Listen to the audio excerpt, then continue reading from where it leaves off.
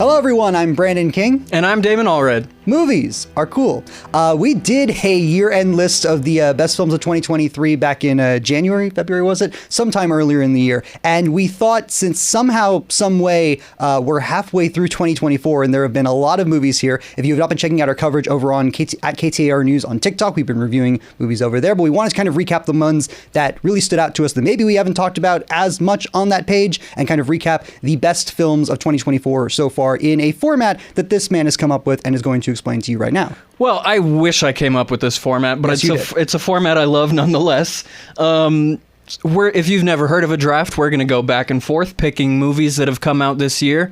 And obviously the ones we pick first are the ones we like the most. And as we go on, they're the ones we like maybe a little bit less. But we're really excited to get into it. We did a little coin flip beforehand to see who would go first, thanks to Google. And Brandon called tails. It was unfortunately heads for him. So It was a tragedy. Yeah. So I'm going to go ahead and start this thing off. And with my first pick, I'm going Dune Part 2. Because of course you are. Because of course I am. I think I went to see it 3 or 4 times in IMAX and didn't regret a single time. It's just a stunning epic of every proportion you can possibly imagine. I think it set a new standard for blockbusters with how Denis Villeneuve is really taking this franchise head on. And I don't really think that there was much more you could have asked for it. What do you think? I mean, it's Dune Part 2. It feels like the movie that even 6 months in, critics, audiences, fandom have all kind of aligned in kind of the Venn diagram trifecta as all being like, this is epic and concise and, you know, full of scale, but also full of a lot of depth to it, no matter what you want to examine about it. And there are a lot of different ways to look at Denis Villeneuve's Dune interpretation. But I think, again, just the biggest way is the sheer just scale and theatricality of it. The performances across the board are astounding. And it's, again, probably the movie that everyone in this video would probably be expecting one of us to have. And I'm a little ashamed that I couldn't pick it early. Well, you called tails, and that's your own fault. I called tails. What do you got for your first pick? So my number one is a movie that I don't think you've seen yet, and that this will actually be the third time that I'm gushing about on anything KTAR related. It is Josh Margolin's Thelma. This was the closing night feature of the Phoenix Film Festival this year that I was lucky enough to go to. I did also do a recap video of that over on the KTAR YouTube channel. Go check that out. I adore this movie so much, Damon. Please go see this as soon as you can. I think literally as we're taping this, it goes into limited release today, so I think you will have a shot to see it. For anyone who doesn't know, June Squibb stars as a 90-year-old who is essentially scammed out of $10,000 and does what anyone rational would do, goes to track down the jerks who did it. And Fred Heschinger from The White Lotus plays her grandson, who's kind of in and out of the story. Clark Gregg, Parker Posey, Richard Roundtree in one of his final film roles. It might actually be his final film role. And it is such a grand gesture of a movie. It's such a treat. June Squibb, somehow at 94, has never led a movie before this, and she completely owns it. It's funny. It's sweet. If you have anyone in your life who is either of that age or is coming to a point in their life where they're losing agency that they thought was just a natural part of their life, this will hit you like a ton of bricks. Like, it's deeply profound when it wants to be. It is, again, just so charming and funny and full of life. The action scenes, if you want to call it that, have a lot of like really weird, mundane heft to them that like you don't really expect. I love the score a lot. I need to stop because I've been gushing about this movie for months and months and months. I will continue to be its biggest cheerleader. Go see Thelma, please. Yeah, and I even saw that it's debuting on Rotten Tomatoes at like 99, so even higher than June Squibb's age. It's very impressive when you can do that. How many people among us can say their Rotten Tomatoes score is higher than their age? Actually, most of us, actually. I mean, I don't even have a single Rotten Tomatoes score, so good on her. I say us as in me. I don't. Yeah. Anyways, please keep talking. Yeah, so it's one that I'm for sure looking forward to getting around to see. I wasn't able to be at Phoenix Film Festival, unfortunately, but definitely Thelma is one on my radar for the second half of my 2024. Absolutely. On to your number 2. Yeah, my number 2, I'm going to go with, I think, Challengers. There we go. Okay. Yeah. Starring Zendaya and Mike Feist and Josh O'Connor, all putting on just a clinic of acting and really capturing the tension that roles like that demand. And I think that the tennis scenes are also amazing. I've mentioned to you that I felt like they were filmed almost like how boxing scenes are filmed. The entire last 20 minutes Yeah. is Sayambu Muktiprom, the cinematographer, decided to just go completely all out as if he hadn't for the entire rest of the movie. Yeah, I mean, it's incredible with like the under the court scenes that they were doing, The stuff with the ball and the point of view and everything. Yeah, and then like the final shot, which I don't want to spoil what happens afterward, but I mean, just totally amazing what they do there. Genuinely, and again, you and I, when we first talked about it, were thinking of like, yes, Zendaya is amazing, Mike Feist coming off of West Side Story. Josh O'Connor was the big story to me because I didn't watch The Crown, so I was not really familiar with him. And after that was when all of my Crown fans friends were just like, now you get it, now I get it. He's amazing. And Knives Out 3 coming soon for him. And Knives Out 3, yes. Appearing to play a priest. Appearing to, yes. I do also want to quickly mention, because you didn't bring it up, the score. Reznor and Ross. Dear Lord. Trent Reznor always, anytime, I actually remember that they released a single that Trent Reznor did before they released the movie. Yeah, what is it, Compress? Yeah, one of the songs like that. But when I saw it, I was like, I didn't even realize Trent Reznor and Atticus Ross were doing this score. I'm even more excited for this movie now than I was before. Yes. And they once again kind of changed the game, set a new standard for what you can expect from big movies like that. I mean, it's like rave music It's basically rave music, but it's done with this kind of cinematic flair to it that makes it feel like something out of like the grungiest European 90s club you can imagine, but set in 2019 or whatever it is. And also, just a quick thing, this is the second of Luca Guadagnino's collaboration with Reznor and Ross after Bones and All. Between those two scores, I just want them to keep working together forever because I adore both of those, and I just don't know how we didn't get this earlier. Yeah, I mean, it's incredible, and all the stuff that Luca has on the docket still. Yes. Like, it seems like that dude is pushing out movies every 6 months. He's got, 3 in development right now? Yeah, and all of them are star-laden. So I'm really happy that Luca's working in the industry, just in general. So what's your second pick? So I was debating whether to do this, and I don't know if you have this pick either, or picks like this, because my actual 2024 list is comprised of wide release 2024 movies, but also does have some movies that are technically 2023 movies that were released in like 5 theaters that most people could get around to seeing this year. And I was debating whether I should include them because my top 5 had a lot of them initially. I think I was just going to keep it to this one and just keep it to wide release, but I cannot go this draft without mentioning J.A. Bayona's Society of the Snow. I could not believe how unbelievably gripping it is. Again, for those who may not know, J.A. Bayona, who did Jurassic World Fallen Kingdom, he did A Monster Calls, one of the most underappreciated movies of the 2010s, and he also worked on the Rings of Power series on Amazon. This tells the story of the Andes plane crash back in the 70s, or the 80s, I should say, where this young football team was trapped in the Uruguayan mountains, and some really bad stuff went down, and it's become kind of this legendary tale. There was this movie called Alive with Ethan Hawke many, many years ago that kind of put that story together. This is the newest telling of that from Netflix.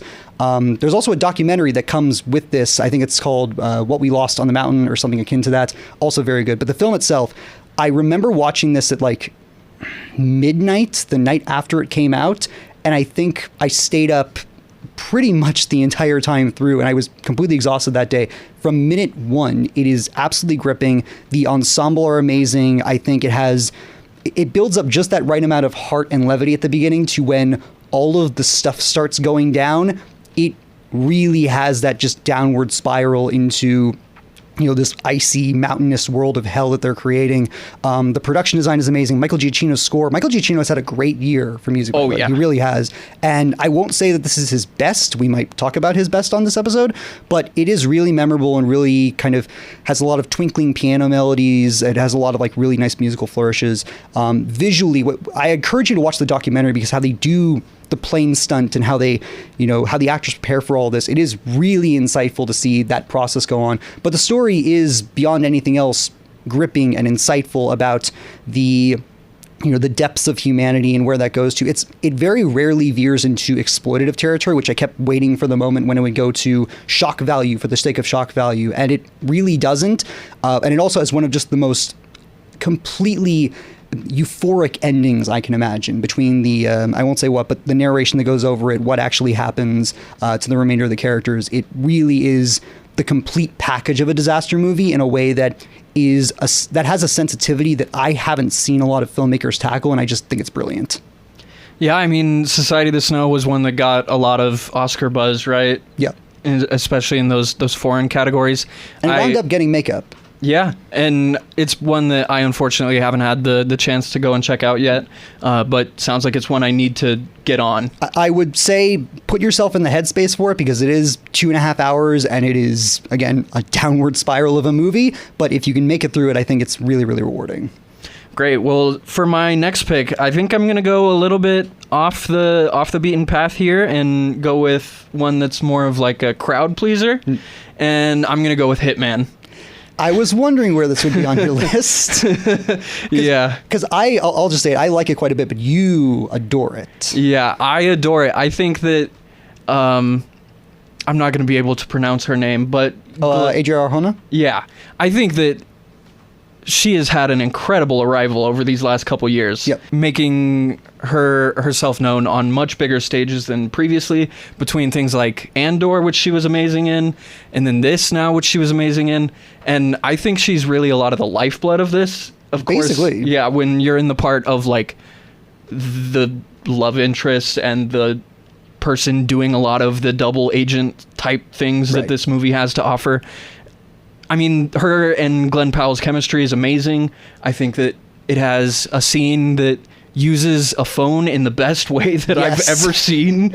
I love that scene so much. And just the way Glenn Powell is able to embody like 7 or 8 different personalities over the course of the movie is amazing. And when he finally reveals to her his true self, that reveal is, I think, maybe the best moment in all of movies this year, just because of the absurdity of that trying to set up things right scene. It's beautiful. Linklater, I don't think, has made a movie this confident in a long time. And I have not necessarily disliked movies like Apollo 10.5 and Everybody Wants Them, but like, this is the first movie since Boyhood where you feel him going, I wanted to make this story. I know where I want it to go. I know the tone. The tone is so important to this movie. And it's unlike really any Linklater movie, because it just feels so swaggery and sexy. And it's got this kind of poise to it that I don't recall any of his other movies really having, aside from maybe like Everybody Wants Some or something like that. But Glenn Powell, Adria Arjona, they're the lifeblood of this, as you said. And it makes for a story that could have been so goofy and so one note, kind of complex about talking the ideas of like, the different facets of human emotion and how we put on faces and things like that, which I wanted constructing a personality. Exactly. I wanted the movie to go more into those disguises, because you can tell in those scenes Glenn Powell is having the time of his life. Oh yeah. And I wanted more of that. He's just absolutely cooking. Like, and the tension that they get too in the scene where the other guy, I can't even remember his character's name at this point, but the bearded guy or Jasper. When he pops by the little ice cream parlor or something that they're at, and like you can just feel the tension in that, and you're not expecting that from like a crowd pleasing Glenn Powell blockbuster, right? But they still manage it so well. It's really good. It is really impressive. My number 3 pick, your number 3. I was keeping track of the numbers. Number 3, I am going to go with. I'm trying to remember the list in my head. I'm going to go with Evil Does Not Exist. This is the newest movie from Yosuke Hamaguchi, who did Drive My Car a couple of years ago, who I'm a very new fan of. I know he's been around for pretty much like 20 years now, but like I'm just now getting used to him with the Drive My Car acclaim and things like that. This is essentially... It came out in limited release about a month or so ago. I think it's now on VOD. I could double check. Basically, you have a modern-day village just outside of Tokyo, and it's kind of this remote mountain village. The villagers kind of keep to themselves. It's not camping, it's some other term. It's like glamorous camping. It's like an acronym or whatever. But this camping company essentially comes to their town and is like, we want to build this resort there. And the townspeople are like, you don't know this place. You don't know what that'll do to the environment and what it'll do to our lives. And they're like, no, it'll be cool. And thus kind of begins this back and forth between this local guide who basically knows everything about the town in some sinister ways, but some very charming ways. And the two kind of marketing people who are kind of the middlemen of this company, just desperately trying to get the job done. It is this really interesting three-hander with a lot of like interesting side characters here and there. There's like the man's daughter who keeps wandering off to the forest for reasons we may or may not know. There's kind of like a slacker kid who has a whole kind of B plot to the whole thing. I like Drive My Car a lot. One of the issues I did have with it is just the length is grueling. This is not that. This is basically just over an hour and a half, and it pretty much flies by.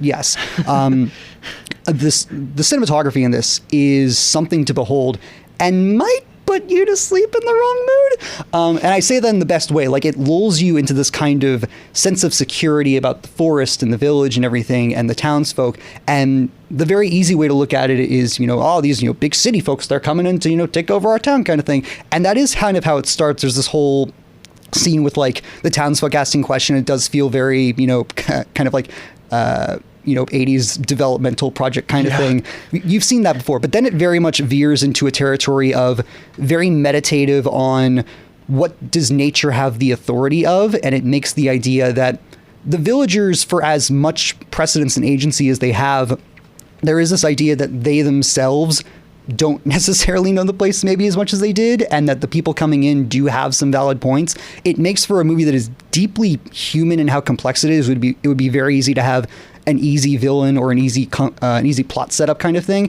and the movie rarely takes that path. It is very, again, kind of meditation on what like how powerful nature can be, and do we as people have the right to understand that. It is a very specific movie. I'm not saying it will be for everyone. I'm just saying that for, again, the hour 30, hour 40 minute runtime, I was just on my seat going, and then what? And oh, this is really fast. Just every single time. And I won't say what, but the ending has sparked a lot of discussions online. I'm not sure what essentially it means, but it's a film that stuck with me is what I'm trying to say.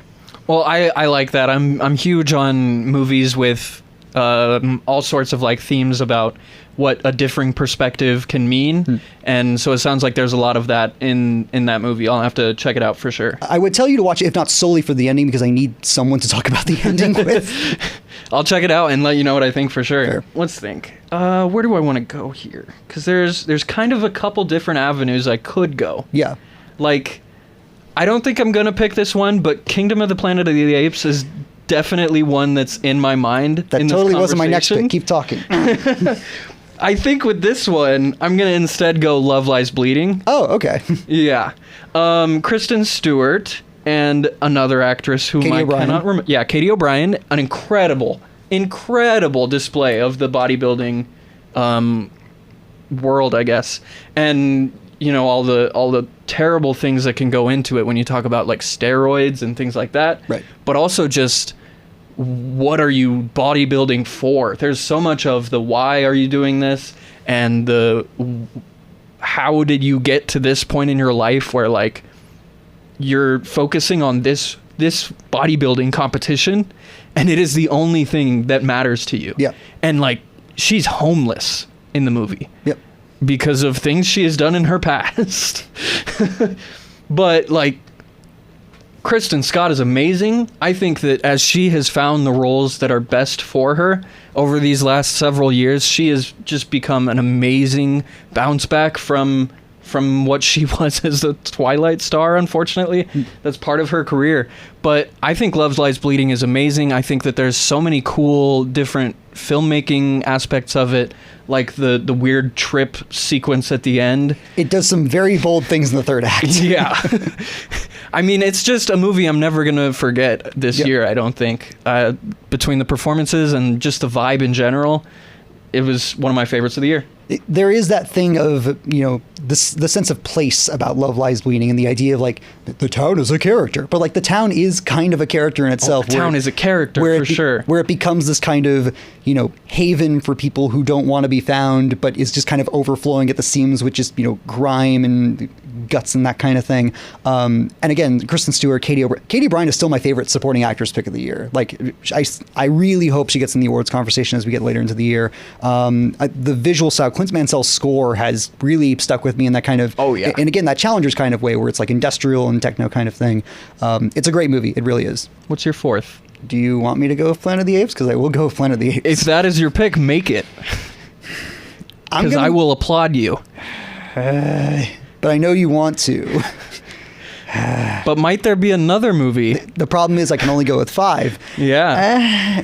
You know what? I'm gonna hope I can save Planet of the Apes for later, and I will go with Turtles All the Way Down, which is based on the John Green novel about a young girl struggling with severe OCD and ADHD and mental illness.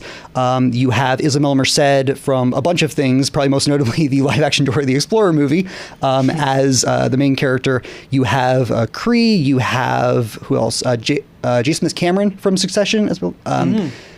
Really fun supporting cast in here. But what I was really astounded by the movie is that for context, I'm a John Green fan. I really am. I like his books. I'm been a Vlogbrothers fan for many, many years. But I do also see some of the cliches that he tries to delve into. And I feel like this is the best adaptation of his work, primarily because of director Hannah Marks, who also makes a small cameo in this. And I really appreciate, because I'm in the fandom, I've seen interviews with her talking about how she pitched the idea of thought spirals and the idea of things getting so out of hand that you can't quite find where your sense of place is in wherever you are or what time of place you are. And so I really appreciated that Turtles All the Way Down really tries to go for broke with the imagery of it. There are moments where you see Asa as the main character and you see there's kind of a tick she has, like a cut on her finger, or you see, her kind of veering off in different directions. And the movie really visually tries to get you inside of her head without, in most points, there are some, but for the most part, being very unexploited and being very sensitive to the condition and being very, open to the idea that these are things that take long-term effort to try and solve, if not live with. And I love the supporting cast quite a bit. Isabel Merced and Cree have just phenomenal chemistry. If you are a 2000s kid of any metric, there are a lot of great in-jokes here. And I just liked it a lot. I really found myself gripped on a kind of deeper empathetic level than I had for something like The Fault in Our Stars or Paper Towns, both of which are movies I like. But I think this is the one that really, I think, showcases the conceit of the book in a visual way and in a character way that I don't think any of his other works have.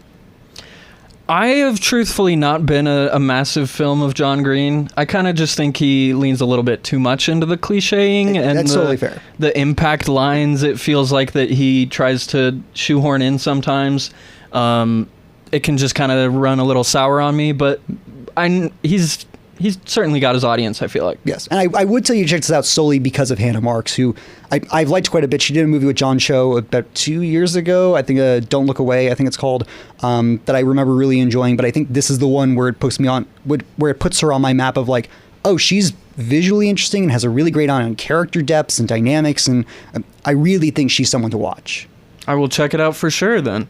And I guess without further ado, my final pick will be Civil War. Okay. Quick context for everyone. About a week or so ago, you, myself, and Nick Sadowski were talking, and you had brought up Civil War, and I had a brief moment of, why is he talking so much about this? And I realized we were close to shooting this, so this is the prophecy being realized. Yeah, so I mentioned that I saw Dune Part 2 4 times in theaters. I think the same could be said about Civil War. Okay. And so, for those of you who have seen Civil War, you know that after your first watch, you're generally feeling pretty bad about things in general. It's got a similar ending to, well, maybe not a similar ending, but a similar vibe in that way to Oppenheimer, where you walked out of Oppenheimer feeling like, ugh, but... In a similar tone, yeah. And you kind of get the same sort of feelings from Civil War. On my second viewing, I happened to just start to catch all the themes much better and all the filmmaking tactics much better than I did the first time when that shock value isn't there, and really see the beauty of Kaylee Spaney's performance as the more watches went around as well. Because this is part of the conversations that I was having with you guys. I think Kaylee Spaney is poised to become maybe one of the bigger actresses that we have right now. I don't disagree. Yeah, but between like the stuff she's done on Civil War and Priscilla, and now like Alien Romulus coming later this year, which you are becoming the biggest cheerleader for before it's even out. I am so bullish on this because the trailers are just amazing. They are nailing the trailers and the marketing for that.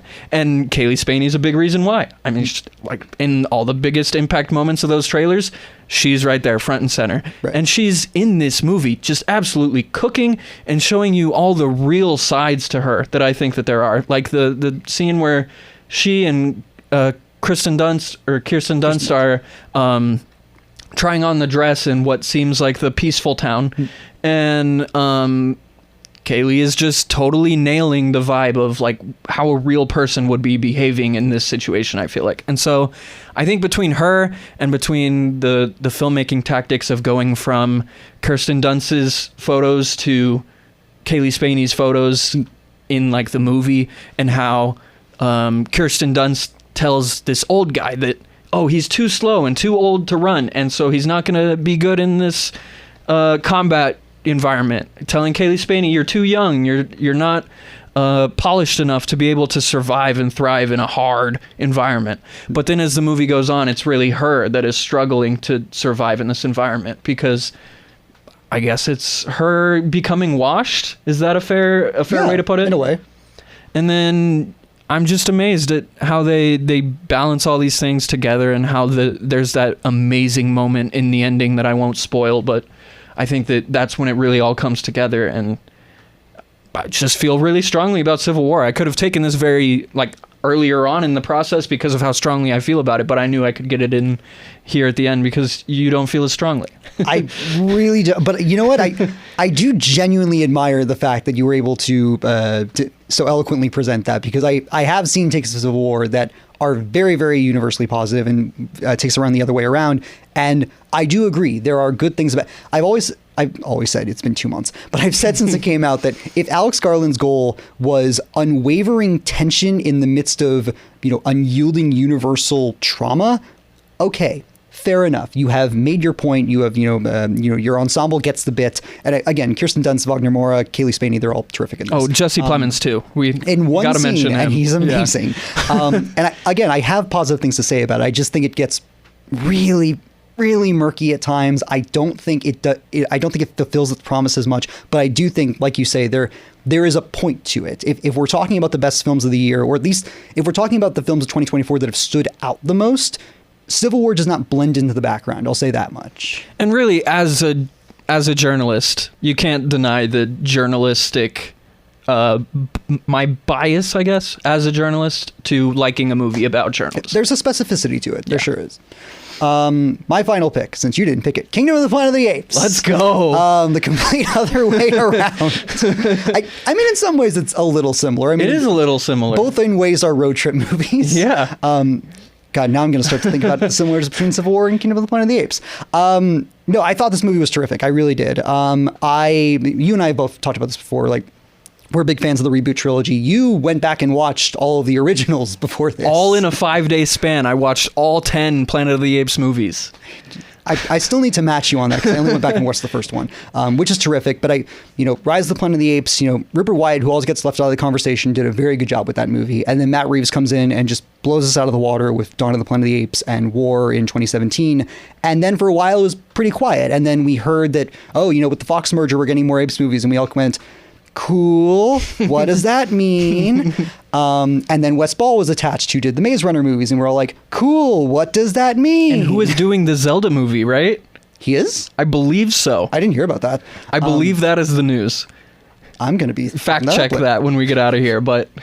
If that is news, put it this way, I'm for it. Yeah. Not necessarily a Zelda movie, but that. But I think Kingdom of the Planet of the Apes, does a lot right. It doesn't do everything right, but I think it does a lot of what it sets out to do right, primarily in the idea of how do you, after what is maybe one of the great modern trilogies in Rise, Dawn, and War, how do you follow that up generations later without Andy Serkis's Caesar, so distant from the modern world, and also so close to the original Apes movies, which a lot of people still hold up as, that hasn't been tainted by the reboot trilogy because it has nothing to really do with it. And really, Caesar is really one of the all-time protagonists in really anything. is. Yeah. So this movie had such a tall task to stand up to in that respect, and I think it really worked. And credit to Wes Ball and Amanda Silver and her co-writer, whose name is avoiding me. But they did a terrific job with this. I think Rick Jaffa is the name of them. But I think what they do is really reestablish the world. They give you a great dual protagonist in Noah, played by Owen Teague, and then Freya Allen as May, both of whom, you and I actually literally ran into each other at the screening of this, completely unexpected, and had a really great conversation afterwards about, what does May's character represent in the context of this world? What does the ending mean? Which we dare not spoil. But again, visually, it's astounding. Music-wise, I think John Paisano does a really great job with following up Michael Giacchino and Jerry Goldsmith and that whole team. Visually, come on. I'm not going to... The birds. We loved the birds. Maybe one of the most heck yeah climaxes I've seen in recent years. Yeah. Just so I wanted to get up and applaud. But again, above all, it's an idea of, generations removed from important events trying to find their way in the context of that legacy. We totally don't have anything to relate to that for. But no, I think the characters really work. I think the visuals really work. And I think just as an overall package, does the villain get as much development as maybe I'd like? God bless Kevin Durant. He does great. But I wanted a bit more from Proximus. What a wonderful day. What a wonderful day. Which is still great in the context of the movie. Yeah. But there are things about it that I wish it went a bit further in exploring. But I think the package that we do get is not only enthralling and consistent and has, again, just a great, ABC flow to it, but I think it sets up a lot for the future, which, again, not every movie has to be a setup for 5 different movies. We've been over that before. But I think Kingdom as, a fresh start, as a new story, as something to really explore what Planet of the Apes can be, more often than not, I was really impressed by it. Me too. So now that we've wrapped, how do you feel about your group of movies? Good. There were some that I didn't get to include. There are certainly smaller movies like Orion in the Dark, which nobody's seen, and stuff like Monkey Man that you and I both really liked. There are things that I really wanted to, put the spotlight to. But I think between the two of us, we managed to pick both things that, a lot of people have run out to see in 2024 and that not many people have. And I think that's, I hope, the point of this video, which is that we can really kind of bring the concise thing of 2024 has been really interesting so far. It hasn't just been, Dune and a couple of things that have fallen by the wayside. It's been a really interesting year so far. Yeah, and with the way Inside Out 2 is doing box office right now, it feels like we're back on that front. And I do feel a little bit bad that neither of us could have put that on the list because I know we both really like that. I mean, it may end up on our year-end list. We'll see. Foreshadowing. So that wraps up what we're doing today. Thank you all so much for watching the video. Please go ahead and subscribe to the channel if you want to see more. Go ahead and follow at KTAR News on TikTok for all of our review coverage. We've got a couple lined up for the next couple months or so. Please go and follow KTAR on social media. Check this out for more movie-based content and other news stories coming out of the station very, very soon. Hopefully, we'll be back here again before our end of the year list. I have a good feeling we will be. But until then, I'm Brandon King. I'm Damon Allred. Go see movies. Go see movies.